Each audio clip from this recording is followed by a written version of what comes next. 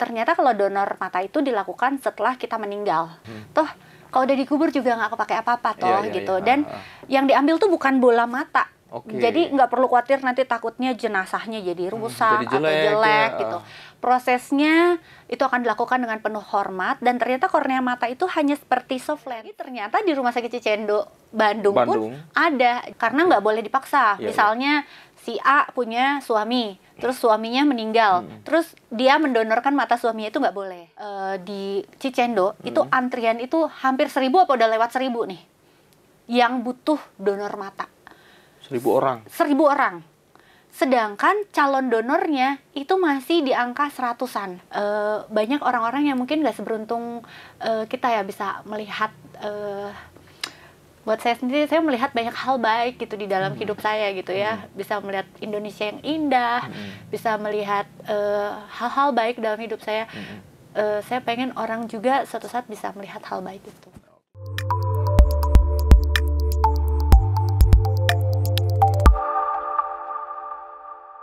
Halo Tribuners, kembali bersama saya Daniel Damanik. Kali ini kita mau ngobrol-ngobrol santai nih terkait dengan beberapa waktu yang lalu ada di media ya terkait dengan donor kornea mata atau donor mata ya. Seperti apa selengkapnya dan kenapa orang bisa mau mendonorkan matanya ya? Apa dasarnya? Nah, di studio Tribun Jabar sudah kehadiran tamu spesial Kak Febri. Apa kabar Kak? Baik ya. Terima kasih. Oke. Berarti calon donor ya? Calon donor mata di Kota Bandung. Ya, untuk khusus Jawa Barat lah ya, secara umumnya Jawa Barat. Oke, baik Kak. Ini menarik ya, dari beberapa waktu yang lalu saya sempat baca-baca di media terkait adanya rencana dan sudah mendaftarkan sebagai pendonor mata. Calon donor mata. Bisa diceritakan tuh Kak, itu maksudnya gimana itu? Jadi gini, satu hari saya pernah membaca satu data di mana banyak saudara-saudara kita yang bertahun-tahun hidup dalam kegelapan. Kenapa? Bisa jadi karena kecelakaan, bisa jadi karena penyakit, bisa jadi karena bawaan. Dan mereka itu ada yang masih punya harapan asal ada donor matanya, donor kornea matanya. Nah, saya coba pelajari, ternyata kalau donor mata itu dilakukan setelah kita meninggal. Jadi kalau namanya orang meninggal kan sudah tidak butuh mata lagi toh gitu. Saya sempat mencari informasi bagaimana prosesnya dan saya berpikir suatu hal yang baik ya saat kita meninggal, kita nggak butuh lagi kornea matanya, kita sudah hidup dalam terang selama seumur hidup kita, why not kita membantu orang-orang yang hidup dalam kegelapan itu bisa melihat juga. Karena si kornea itu membantu dia menangkap cahaya untuk melihat objek. Jadi itu sih yang saya pikir kenapa saya mendaftarkan. At least kita selalu berupaya selama hidup kita untuk bisa bermanfaat, bisa berguna. Pada akhir hayat kita, kenapa kita nggak tetap berguna nih buat sesama kita. Itu ya dorongan untuk mau mendaftarkan diri sebagai pendonor. Nanti. Betul. Yang jadi garis bawahnya tadi itu adalah kornea mata ya. Kornea mata itu akan didonorkan setelah kita meninggal. Betul. Oke. Itu pahala juga. Pahala ya. Itu saya sih mikirnya kebaikan yang bisa kita tinggalkan lah ya. Selama masih bisa berguna. Toh kalau udah dikubur juga nggak kepake apa-apa toh gitu. Dan yang diambil tuh bukan bola mata. Jadi nggak perlu khawatir nanti takutnya jenazahnya jadi rusak atau jelek gitu. Prosesnya itu akan dilakukan dengan penuh hormat dan ternyata kornea mata itu hanya seperti soft lens. Jadi hanya beberapa mili diambil. Tipis ya? Tipis sekali gitu. Tipis berapa mili dan itu diambil dan tidak benar-benar tidak merubah wajah jenazah, bentuk jenazah seperti itu. Dari mana sih Kak tahu informasi tentang orang itu, manusia yang hidup itu boleh mendaftarkan, boleh mendonorkan kornea matanya itu? Infonya dari mana? Awalnya memang saya baca-baca artikel. Kalau di luar negeri itu memang sudah banyak nih bank mata. Bank mata. Saya coba cari di Indonesia, ternyata ada juga. Cuman mungkin belum populer ya tentang bank mata. Dan saya cari-cari lagi ternyata di Rumah Sakit Cicendo Bandung pun ada. Jadi saya langsung datang ke sana, saya nanya-nanya. Terus terang pada saat ke sana pun orang-orang tidak punya cukup informasi pada saat itu ya. Jadi kayak aneh aja ada orang yang tiba-tiba datang. Biasanya kan nanyanya mau periksa mata di mana gitu. Saya nanya kalau mau donor mata di mana, dan mereka bingung gitu. Petugasnya bingung. Petugasnya maksudnya aneh Kaget aja juga gitu. Ya? Aneh ada orang mereka yang sebenarnya tahu itu ya. Tahu. Ada fasilitas itu ya. Ada, betul. Jadi mereka nanya mau donor, iya saya mau daftar jadi calon donor. Jadi sebenarnya gedungnya tuh ada terpisah, ada satu tempat dan ada bank mata. Cuman mungkin karena belum populer, belum common buat mereka sendiri, jadi agak sulit untuk mengarahkannya ke siapa ketemunya. Karena pada saat ke sana pun nggak ada siapa-siapa nih di situ gitu. Tapi ada satu kontak person yang saya hubungin dan dia melayani dengan sangat baik dan memberikan informasi dengan sangat-sangat jelas. Pak Dedi kalau nggak salah namanya, dia menginformasikan dengan jelas. Dia juga nanya kenapa nih mau jadi donor mata gitu kan. Ya saya bilang terpanggil aja gitu karena saya nggak tahu umur ya. Kayak kalau umurnya panjang ya syukur, kalau ternyata umurnya nggak panjang pun ya udah segitu dikasihnya. Tapi at least apa yang bisa kita berikan buat sesama kita ya why not. Karena tahun lalu kebetulan kakak saya dan keponakan saya meninggal gitu. Saya melihat umur tuh bener-bener nggak ada yang tahu ya gitu. Nah, saya mulai berpikir, bahkan saya sempat mikir gimana ya kalau donor organ lain, tapi memang di Indonesia ini belum common dan juga mungkin keluarga belum tentu setuju gitu. Tapi kalau donor mata itu kan memang kita harus ngisi surat persetujuan dari keluarga. Bisa kalau misalnya belum berkeluarga bisa orang tua, bisa suami gitu. Dan saya menginformasikan kepada suami, kepada anak-anak saya, kalau terjadi sesuatu sama saya dan saya meninggal dunia, saya pengen mata ini bisa tetap bermanfaat gitu. Mereka awalnya kenapa gitu mempertanyakan gitu. Tapi justru sekarang saya mengencourage, anak saya mungkin masih kecil ya, kalau suatu hari mereka mau menjadi calon donor mata, saya sangat mendukung gitu, karena apa hal baik yang bisa kita lakukan. Saya sih ngebayangin sayanya udah nggak ada, tapi matanya masih bisa dipakai buat orang lain, itu it's really beautiful gitu. Artinya kakak juga mengarahkan ya, mengajak anggota keluarga juga kalau bersedia ya. Iya, karena nggak boleh dipaksa. Misalnya si A punya suami, terus suaminya meninggal, terus dia mendonorkan mata suaminya, itu nggak boleh.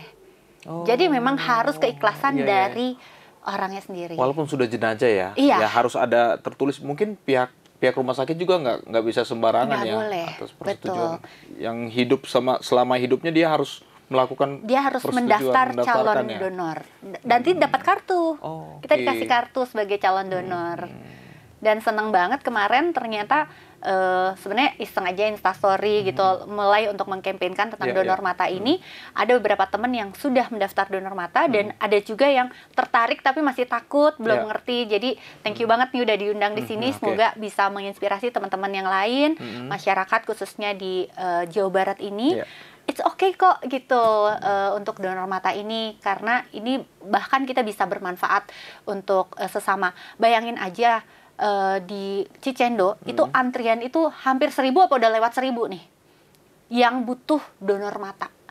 1.000 orang? 1.000 orang. Sedangkan calon donornya itu masih di angka 100-an. Wah. Itu pun belum tahu kapan mendonorkannya. Misalnya saya udah ada di list 100 itu. Kan nggak tahu. Bisa jadi saya misalnya nih meninggalnya di umur 70, 80, ya mungkin masih panjang gitu. Seperti itu. Jangan-jangan orang yang membutuhkan ini ya mohon maaf ya sudah pertama bisa jadi meninggal, betul. Ya. Jadi semakin banyak calon donor berarti mereka juga punya harapan makin besar juga gitu. Ya. Ada batas usianya nggak sih Kak? Batas minimal dan batas maksimalnya itu ada nggak sih? Informasi yang Kakak dapat? Kalau minimal sih menurut saya dia harus dewasa, karena dia sudah punya KTP dulu ya. Dia harus bisa dengan sadar memahami apa keputusan yang dia ambil. Itu yang pertama. Kalau menurut saya dia harus dewasa dulu. Yang kedua, kalau batas minimum, kalau batas maksimumnya itu tidak ada selama kornea matanya masih bagus. Yang penting jangan katarak. Jangan katarak ya. Makanya secara berkala kita bisa melakukan pemeriksaan kesehatan nanti di Cicendo. Kalau bekas katarak, ada informasi boleh nggak ya? Mungkin nanti kan kalau kita daftar itu kita akan ada pemeriksaan mata. Pemeriksaan iya, dan semuanya gratis. Oke. Semuanya gratis. Semua gratis. Kita akan dicek. Di saat kita mau menyetujui dan meng-ACC semuanya itu, di situ kita diperiksa ya? Betul. Sebelumnya kita diperiksa dulu? Betul, tes kesehatan, di situ semuanya prosesnya, dicek matanya, termasuk ya dapat bonusnya tahu nih minus apa silinder gitu ya. Kemudian di tes kesehatan matanya, kekuatan apanya, pokoknya yang ditiupin itu, tekanannya, pokoknya semuanya dicek dan kalau kita memenuhi syarat nanti disetujui gitu. Berapa hari Kak proses itu semuanya? Cepet sekali nggak nyampe. Di hari itu? Asal udah ada surat persetujuan ya. Jadi mungkin ambil form, isi dulu, nanti janjian. Jadi biar cepet. Nanti udah janjian, ya prosesnya ngikutin antrian pemeriksaan mata sih. Tapi karena mungkin jarang, kita tuh benar-benar diprioritaskan sih. Oh iya, gitu. benar. Oke. Kita diprioritaskan, jadi prosesnya juga nggak terlalu sulit. Nggak sulit, bahkan nggak sulit sama sekali. Antriannya juga, ya tadi, antrian banyak, antrian pemeriksaan, tapi kita diprioritaskan. Ya itu, semua mudah sih prosesnya. Oke, cukup menarik ya Tribuners terkait dengan donor mata ini. Ternyata ada proses pemeriksaan dan tadi informasi dasar ya, informasi dasar. Mungkin kita akan konfirmasi ke pihak Rumah Sakit Cicendo yang ada di Kota Bandung ini, apa sebenarnya secara detailnya lagi persyaratan-persyaratan yang harus dilengkapi dan seperti apa mata yang layak ya, yang diperbolehkan untuk didonorkan nanti di kemudian hari. Betul. Nah, Kak Fei ini punya kendala terhadap mata nggak sih, mata minus kah atau silindris kah atau apa? Justru untungnya tuh maksudnya umurnya udah nggak muda lagi lah ya, udah late 30. Tapi ya itu mata saya masih belum minus, dan silinder juga nggak ada sih. Kemarin udah dicek, karena memang saya juga menjaga kesehatan mata dengan baik. Terus nggak baca dalam gelap, kayak gitu memang sangat saya hindari. Main handphone di jalan itu dikurangin, kayak gitu. Itu juga berpengaruh kan. Ya, tapi kalaupun matanya minus silinder, it's okay.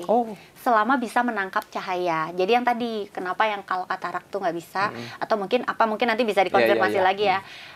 Selama korneanya masih bagus, bisa menangkap cahaya, it's okay. Gitu. Siap. Jadi nggak ngaruh dari minus silinder. Bahkan udah tua pun kalau matanya masih bagus, korneanya itu boleh kok. Oh gitu. Iya. Menarik ya. Berarti ada harapan bagi orang-orang yang bermata empat seperti saya untuk bisa mendaftarkan sebagai pendonor ya. Bisa. Kak, ada ketakutan nggak sih awal kali mengetahui ada informasi boleh mendonorkan kornea mata sampai kakak ACC nih?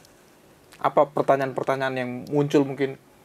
Atau saat merenungnya itu berapa lama sih? Kalau saya justru nggak terlalu takut sih, cuman justru lebih ke keluarga sih yang nanya, karena kan jadinya mereka memikirkan sesuatu yang belum terjadi kan, gitu. Baik. Nah, cuman saya meyakinkan ini bukan mempercepat kematian tapi justru kita nggak tahu anytime, kapanpun kita bisa dipanggil gitu. Segimananya kita menjaga pun, kalau memang waktunya harus berakhir gitu. Jadi saya hanya membantu meyakinkan mereka bahwa ini loh prosesnya pun akan dilakukan dengan penuh hormat. Cuman saya minta tolong sama keluarga, karena keluarga yang menandatangani.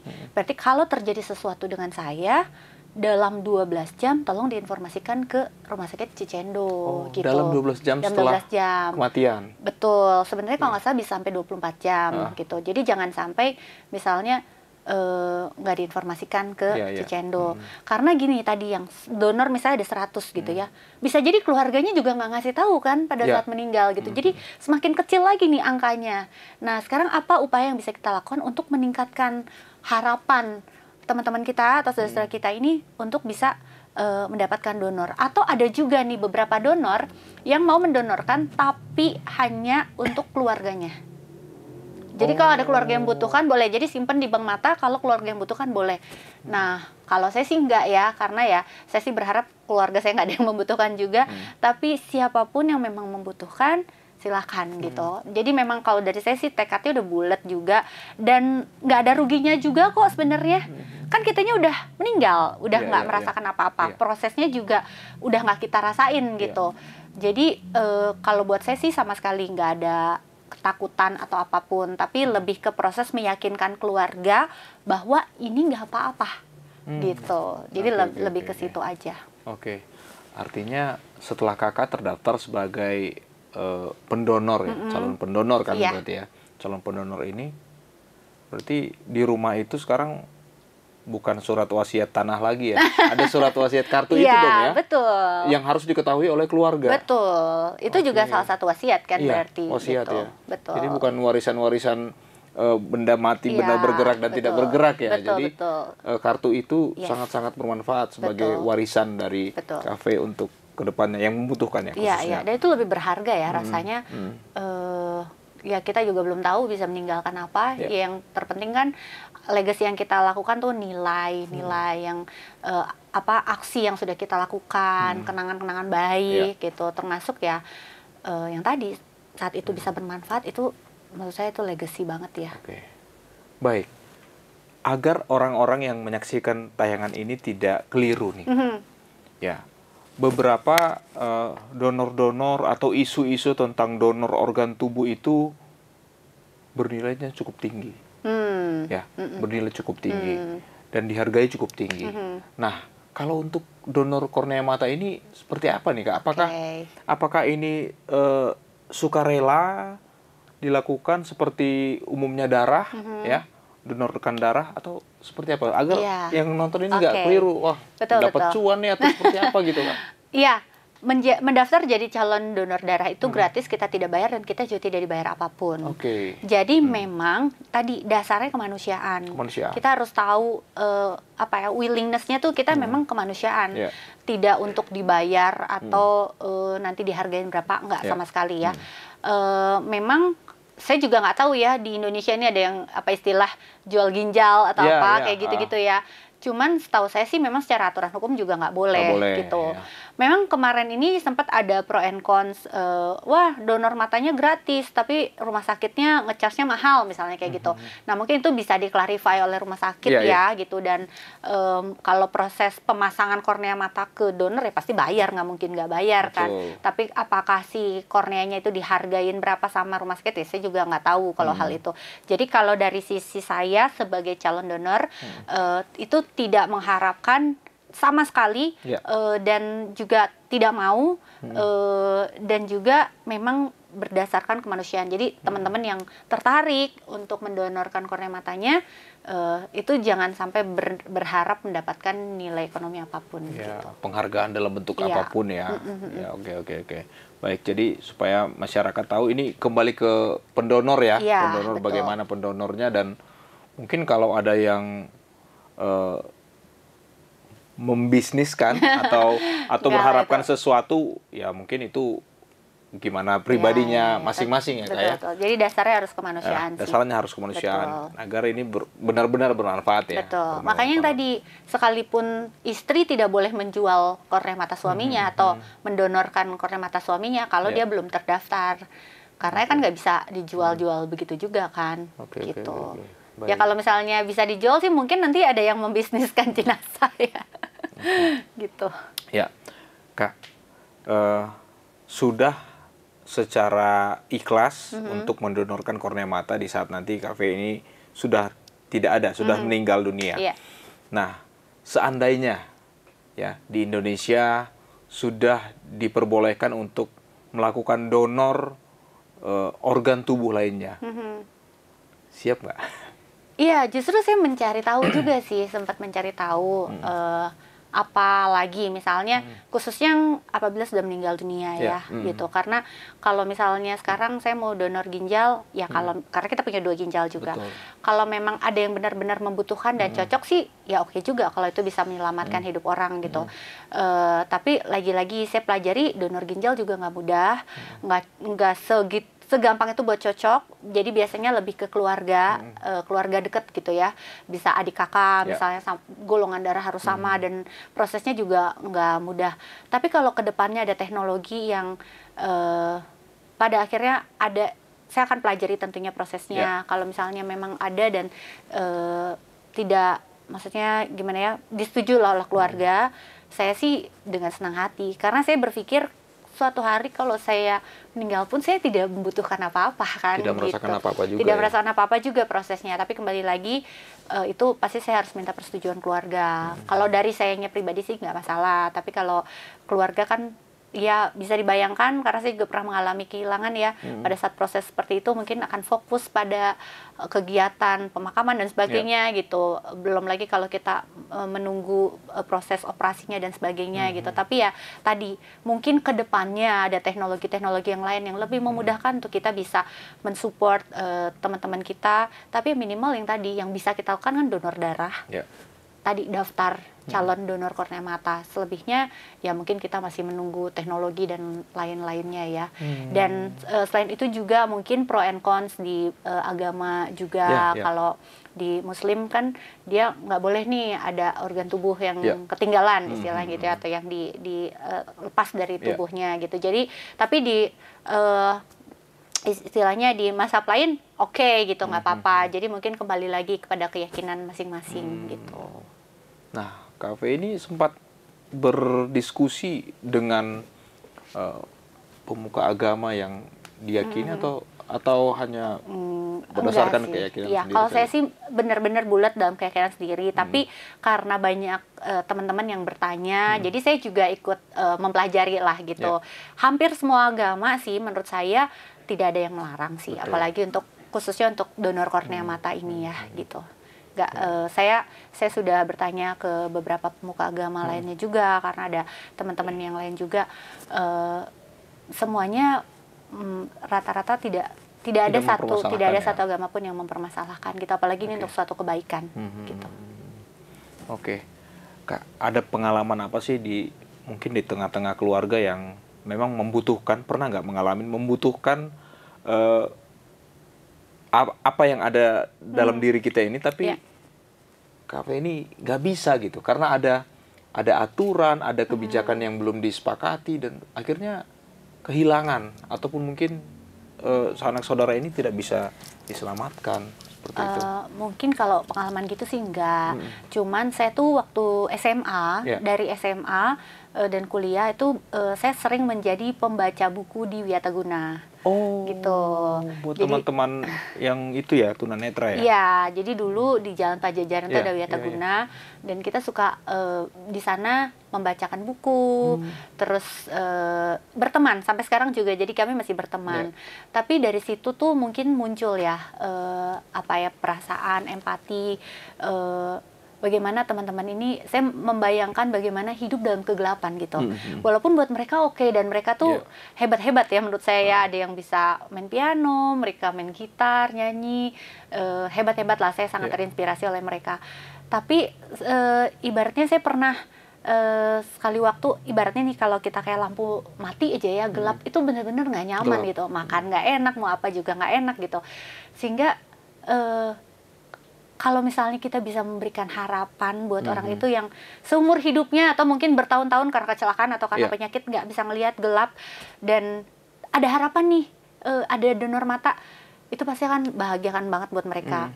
Nah, kebetulan banget waktu pas hari pertama waktu saya ngambil surat dan surat pernyataan itu ke arah Bank Mata, itu ada beberapa orang lah yang di sana gitu kan. Saya nanya, ternyata dia juga mau ke Bank Mata, tapi mau ke Bank Mata bukan buat daftar donor, melainkan dia mau nanya apakah sudah ada belum gitu. Jadi saya membayangkan keluarganya mencari terus gitu, dan nunggunya tuh bisa bertahun-tahun gitu. Dia harus nanya lagi gitu ke sana apakah sudah ada. Mungkin dari rumah sakit nanti dihubungin gitu kan, tapi namanya keluarga mungkin ngejar lagi. Masih selalu berharap lah ya. Selalu berharap kayak gitu. Jadi saya pikir yang tadi, bagaimana memperbesar angka harapan mereka gitu. Memberikan 100% kan kita juga nggak bisa ya memastikan, tapi setidaknya angkanya kita perbesar gitu. Mereka tahu mereka nggak sendiri, mereka ngejalanin ini semua bareng-bareng. Sama lah, kita manusia, kita punya masalah. Saat teman kita support kita, kamu tenang ya, aku ada di sini, aku akan support kamu. Itu tuh membahagiakan buat kita gitu. Jadi banyak orang-orang yang mungkin nggak seberuntung kita ya bisa melihat buat saya sendiri, saya melihat banyak hal baik gitu di dalam hidup saya gitu ya. Bisa melihat Indonesia yang indah, bisa melihat hal-hal baik dalam hidup saya. Saya pengen orang juga suatu saat bisa melihat hal baik itu. Menceritakan atau mendeskripsikan kondisi dunia itu ternyata sudah dilakukan sejak SMA ya Kak ya? Ya SMA ya bacain aja. Membacakan saja itu kan mereka kan informasinya ya dari berbagai artikel-artikel, mereka punya sensitivitas yang cukup tinggi Kak ya? Iya, betul. Punya sensitivitas yang cukup tinggi, dan yang paling sedih itu mungkin yang mengalami kebutaan tidak dari lahir ya? Iya. Jadi dia udah sempat melihat bagaimana dunia, akhirnya karena faktor kesehatan atau kecelakaan, akhirnya mengalami kebutaan. Nah, ada informasi nggak sih Kak, kalau kornea mata yang si pendonor ini akan bermanfaat bagi siapa saja? Apakah ini juga bisa membantu bagi orang yang buta sejak lahir, atau hanya yang pernah bisa melihat saja? Ada informasi yang disampaikan nggak ya? Kalau kemarin saya sempat tanyakan juga, tapi harus dilihat case by case. Jadi nggak semua orang yang saudara kita yang tidak bisa melihat itu bisa didonorkan juga. Jadi pasti dokter akan menyampaikan dari awal bahwa tidak bisa ya gitu. Tapi yang masih punya harapan, dia akan didaftarkan jadi list calon penerima donor. Jadi emang ada case-case tertentu, mungkin bisa detailnya ditanyakan ke pihak rumah sakit. Tapi memang saya tahu tidak semuanya. Dari dokternya sendiri akan menyampaikan kalau memang dia masih punya peluang, asal ada donor, itu nanti akan didaftarkan sebagai calon penerima. Begitu. Nah, KAVI ini kan sangat-sangat aktif ya dalam kegiatan-kegiatan sosial, kegiatan-kegiatan tentang lingkungan dan sebagainya. Mungkin pihak keluarga, suami atau orang tua masih ya sudah terbiasa dengan keanehan-keanehan atau mungkin langkah-langkah yang menurut manusia, wah ini agak aneh nih, gitu kan, terlalu berani nih, gitu kan. Nah, untuk keputusan mendonor ini kan tadinya kan harus persetujuan dengan anak atau orang tua, suami, atau siapapun ya dalam keluarga inti lah intinya. Nah, apa mungkin reaksi dari keluarga inti itu hanya langsung ACC atau gimana gitu Kak? Iya, nggak mungkin sih. Dengan kebiasaan Kakak yang sering menabrak-nabrak gitu loh. Nggak, pasti. Ya itu, kalau dari saya sendiri sih sudah bulat, nggak ada ketakutan sama sekali. Justru saya tuh deg-degan pada saat minta izin, gitu kan. Deg-degannya di situ ya? Iya, deg-degannya di situ, gitu. Pasti, kenapa nih tiba-tiba begini? Nggak tiba-tiba juga sih, udah nanya-nanya. Pokoknya intinya saya mencari informasi sejelas-jelasnya supaya pada saat suami saya tanyakan, saya bisa menjawab sejelas-jelasnya juga gitu. Dan yang pasti saya memastikan ini tidak dilakukan pada saat saya hidup, tapi melainkan saat saya sudah meninggal. Dan meninggalnya kapan nggak tahu. Ditanya juga, kalau meninggal di umur 80, ya sudah, berarti kalau matanya masih bisa dipakai, syukur. Kalau nggak, ya sudah, berarti yang penting kita sudah niat dulu nih, gitu. Ada niatan ya, buat kemanusiaan itu. Gitu, jadi yang tadi kadang kan keluarga kita jadi mikirnya overthinking nih, apakah jadi meninggal mati muda atau apa gitu kan. Enggak, kalau umur kita dikasih panjang misalnya sampai 100 tahun dan mata kita sudah tidak bisa berfungsi, ya udah nggak apa-apa gitu. At least dari sekarang kita sudah punya niatan baik yang tadi memperbesar angka harapannya buat teman-teman atau saudara-saudara kita. Tapi kalau misalnya umurnya 90 tahun dan matanya masih bisa digunakan, kita masih bisa loh jadi donor gitu.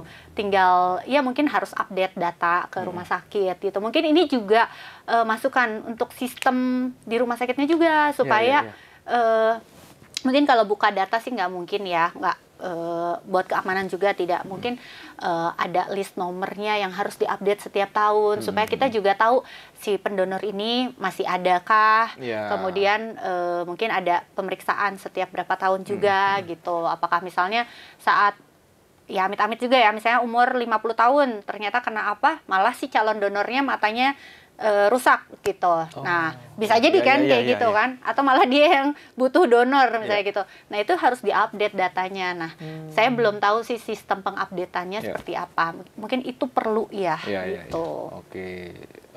Tetap ada komunikasi ya, mungkin per periode, Iya, per tahun betul, atau betul. Jadi per nggak cuma berapa sekedar tahun. kasih kartu, oke kamu Iya. calon donor dan selesai gitu. Tapi mungkin ya itu masukan buat pemerintah ya khususnya Iya, untuk iya, Rumah iya, Sakit iya. Cicendo saat ini. Oke, baik. Dan Gitu. perlu juga menanyakan kondisi kesehatan Iya, pendonor, Kak, ya? iya, Kondisi betul, kesehatan. betul. Misalnya nih, saya daftar donor 10 tahun Iya, misalnya. heeh. Karena kan kita udah lupa, kartunya Iya. misalnya udah hilang. Betul. Terus suami, yang nggak mau saya ya, misalnya ada orang gitu. Heeh. Misalnya si ahli warisnya atau yang menyetujuinya udah nggak ada juga. Nah, siapa nih harus diupdate kan Nah, semua data betul, itu betul, gitu. betul, betul. Jadi Iya, iya. mungkin tuh sistem informasi itunya yang perlu diupdate juga di bank matanya kita.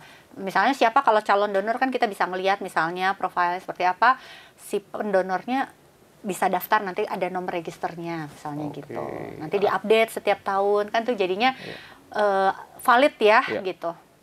Atau mungkin saat kita menyetujui itu beberapa puluh tahun yang lalu, anak masih kecil dan Ya. berapa puluh tahun yang lalu sudah dewasa, tapi dia tidak mengetahui. Iya, dia gitu nggak ya. tahu Dia nggak misalnya. tahu ya. Oke, Betul. oke, oke, Jadi oke, itu oke. harus diupdate terus sistemnya yang harus diperbaiki sih menurut saya ya. Oke, Dan baik, saya yakin banyak kok sebenarnya saat saya cerita nih sama teman-teman, mereka oh iya ya, kalau kita udah meninggal juga tuh udah nggak dipakai ya. Mereka Betul. terpanggil juga untuk melakukan hal tersebut gitu. Mereka menanyakan bagaimana caranya. Mereka butuh informasi sebenarnya gitu. Karena pada dasarnya saya yakin hati nurani kita tuh pengen kok berbuat baik buat sesama gitu. Apalagi landasannya kemanusiaan Iya, iya. kan gitu. Jadi informasi ini harus semakin banyak diberikan, dan sistem di rumah sakitnya juga mungkin perlu diperbaiki. Diperbaiki ya. lagi ya, supaya makin mempermudah si pendonor, Makin mempermudah. mempernyaman juga ya. Betul, calon donor maupun calon penerima donor. Ya, dan ahli warisnya ya, Betul. semakin yakin ya, tidak menutup kemungkinan ahli waris ini akan juga ikut Suatu menjadi hari ya jadi pendonor calon ya. donor juga begitu. Oke, oke. Baik, cukup menarik ini Tribunas. Nanti kita akan coba untuk mengkonfirmasi kepada pihak rumah sakit di Kota Bandung, Cicendo, rumah sakit pemerintah Rumah ya sakit itu Cicendo, tentunya. ya, betul. Dan apa yang dilakukan oleh kafe ini adalah legal ya. Betul. Legal, dan ini rumah sakit pemerintah, sudah dipastikan legalitasnya lah seperti itu. Dan ini adalah aksi kemanusiaan yang akan bermanfaat bagi orang lain.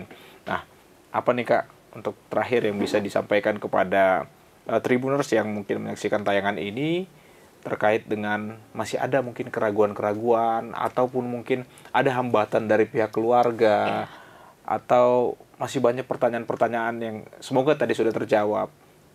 Apa yang kira-kira bisa menjadi motivasi yang bisa Kakak berikan? Silakan Kak. Ya, Tribuners, menjadi donor mata ini tidak akan dilakukan sekali lagi pada saat kita hidup, melainkan dilakukan pada saat kita sudah meninggal dunia, yang kita nggak tahu kapan. Dan prosesnya pun akan dilakukan dengan penuh hormat. Hanya bagian yang diambil hanya kornea matanya saja, jadi tidak merusak bentuk fisik kita. Tapi langkah kecil yang pada saat kita mendaftar sebagai calon kornea mata, walaupun belum mendonorkan apa-apa, itu memperbesar angka harapan saudara-saudara kita yang membutuhkan.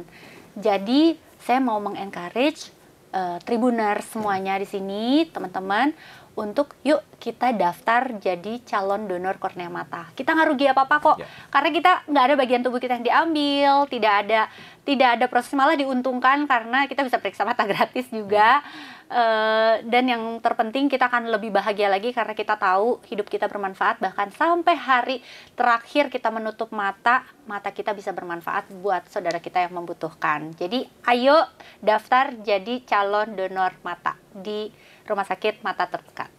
Oke, baik. Terima kasih Kak untuk Terima informasi kasih. yang sangat bermanfaat. Amin. Dan memiliki sisi kemanusiaan yang cukup tinggi ya, bermanfaat bagi orang lain. Terima kasih. Saya Daniel Damanik, sampai jumpa pada program selanjutnya. Terima kasih.